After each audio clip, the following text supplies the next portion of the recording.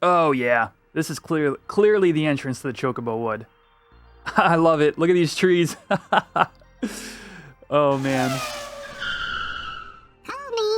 In March of 2022, Square Enix released a 4-part interview with Masato Kato, who worked on the main plot of Final Fantasy XI up and through the first expansion, Rise of the Zalart. In this interview, they release an early concept map of the world of Vana'diel. Today, we will be taking a look at the translated version of that map, as well as exploring areas that never made it to the final game.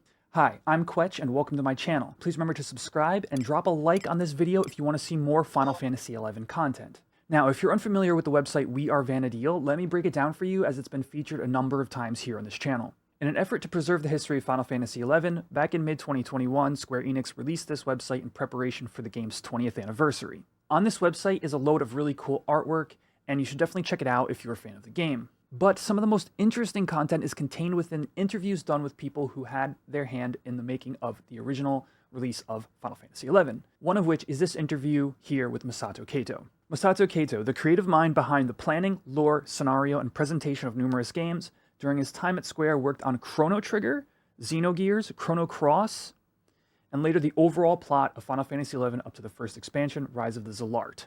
Overall, this is a really good article, but the topic of today's video is this little nugget of a concept world map. After this article published, it got picked up by Gamer Escape, and I want to give credit to Andrew Fusion X Copeland here for having a hand in translating this. This map is super interesting to look through, so let's take a look at some of the translated areas.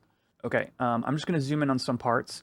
So immediately, one thing that jumps out to me is they called it Vandol, and that is actually handwritten. So you can see the darker names are things that have been translated. So, take a translation with a grain of salt, but most of them are relatively easy to find, the analogs that actually made it to the final game. So we have Vandol there, we have Kazan, which is going to end up being Kazam, as well as like the Yutunga and Yotor jungle, obviously in a different portion of the world map. We have Bastok, clearly in the original design, so Bastok, Sandoria, or Sandrino. Some of the names are still being developed at this point. This is really just a concept map. We have Wyndham, which would be Windurst, leads onto the Magic Grasslands, aka Saruta Baruta. And this is a really fun thing to just kind of click through. I'm going to provide links to all this information down below.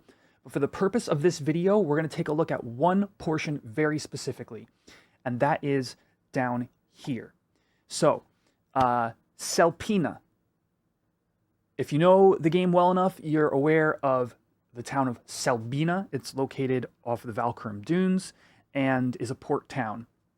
I think the name got recycled, but as far as we know, this city, this collection of buildings, and this train track running through it eventually got renamed to Sel Phiner, and I'll show you how I know that in a little bit. But I also want to point out the Chocobo Forest located right above here. We do not have a Chocobo Forest, and there's no city named Sel Phiner in the final release of the game, but we do have DATs that remained.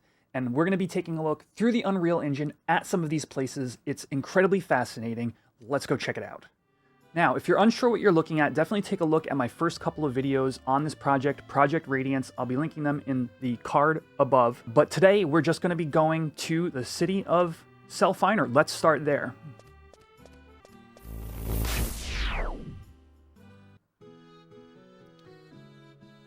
Okay. So I have only vaguely seen this town. I have not fully explored it yet, so we're going to be doing that here today. First thing we immediately come to, there's a well here that I don't recognize from any other of the game's assets. At first glance, this entire town has its own distinct look that I don't really recognize from the rest of the game. Okay, except these tents. These look like the regional merchants, I think at least in Bastok, if not also in Windurst. In general, there's no like vegetable and fish stands like this, so that's definitely unique. There are seemingly a lot of assets that I don't recognize, which is incredible. Like, I know for a fact that the buildings are all... This is all cut content from the game. Interesting that this store is open. I'm trying to get a sense of the layout. So we have... like, this main walkway here with almost what seems like... I don't want to say player housing, but it's definitely much more residential than anything else we have in the game. Probably wouldn't be allowed back here in the normal course of play. Ooh, hey. Ooh, oh. You know, in 11, there is no such thing as player housing. We just basically have a Mog house that we enter into. Unlike 14, for example, which has the capacity to offer players their own customizable homes. Oh, this is definitely a shop. Definitely the weapon shop. I'm trying to get a sense of the scale of all of this. Because these doors, this seems smaller than normal. Let's get a higher up view and try to really get more of a sense of what we are looking at. Okay, wow, there it is. Incredible. You can see the train track running behind, just like it is in that concept map. And look at this, we have this whole other area. This is not... Again, this did not make it to the final game. This is a DAT... Actually, it's two DATs that I'm aware of. The city itself, as well as the surrounding region, are two different DATs that are just in the client. They're just sitting there. And again, this was given to me by somebody who has been importing these DATs into Unreal and checking them out that way. So here's the entrance to the city. Oh yeah, okay, I was on the other side of this, and there were like those blocked doors. If you remember from my first video about Final Fantasy XI in Unreal, you'll actually recognize this train, and this is where it actually comes from. So, interestingly, this definitely was designed to be some sort of mode of transportation within the game. We eventually got airships, and then, of course, there's a couple of ferries in the game. You know, Sel Phiner in particular has a ferry that goes between that and Mahara, but their design eventually led them away from this. I think it's really cool. Like, I'm a big fan of Final Fantasy VIII, for example, and this gives me serious 8 vibes. Let's get a higher up view one more time and really get an idea of this surrounding land. Okay.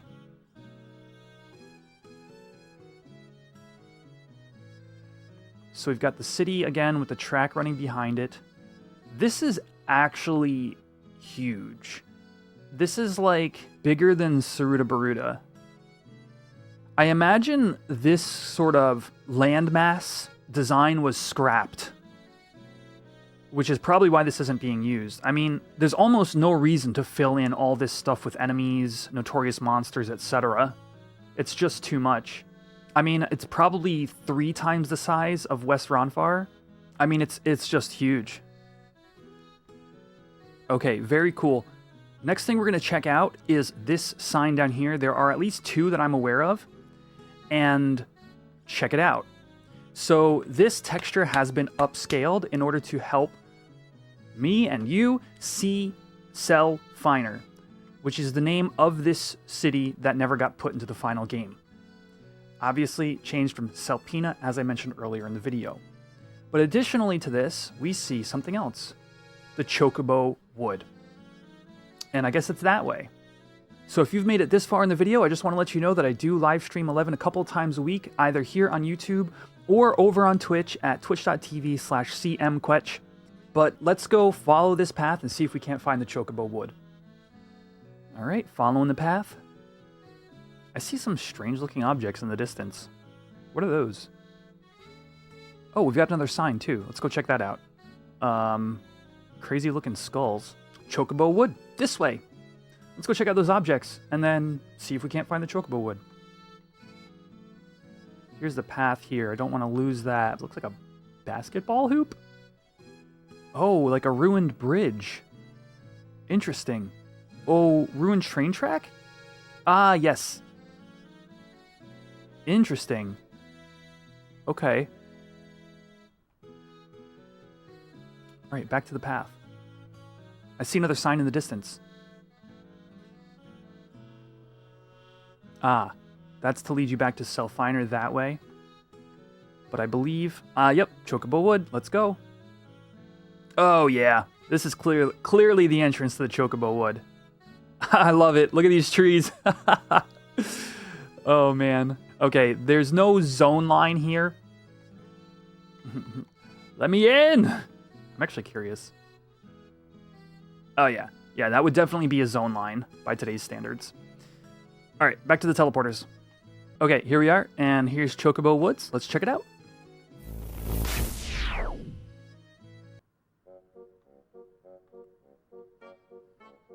Okay.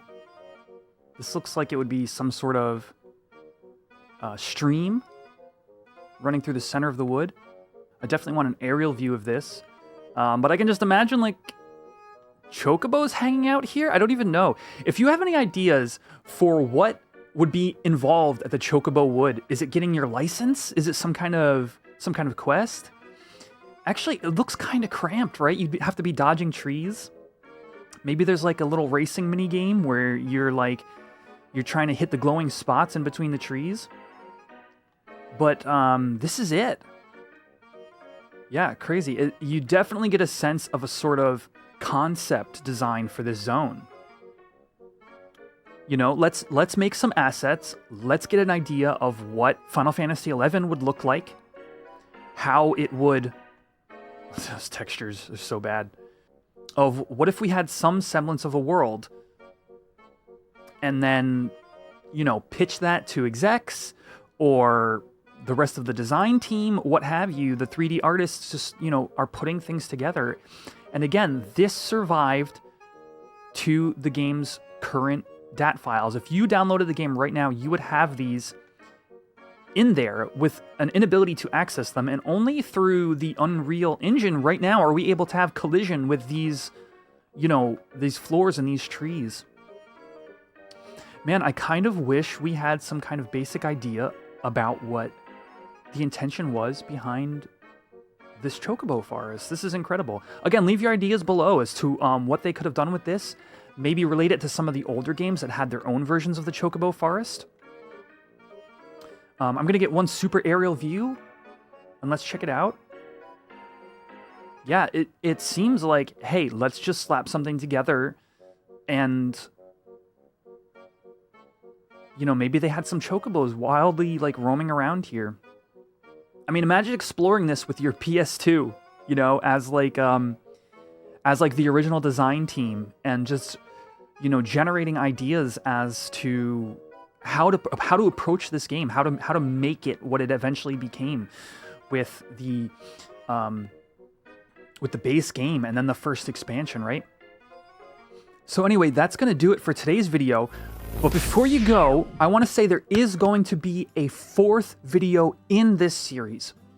In that video, we're going to be taking a look at an early concept of the chateau in Sandoria, as well as taking a look at some of the true possibilities of the Unreal Engine and Project Radiance. It's really cool stuff. Definitely subscribe to this channel if you want to see more on the future of that project. Hit me up on one of my live streams, and I'll see you in the next video, YouTube. Peace out.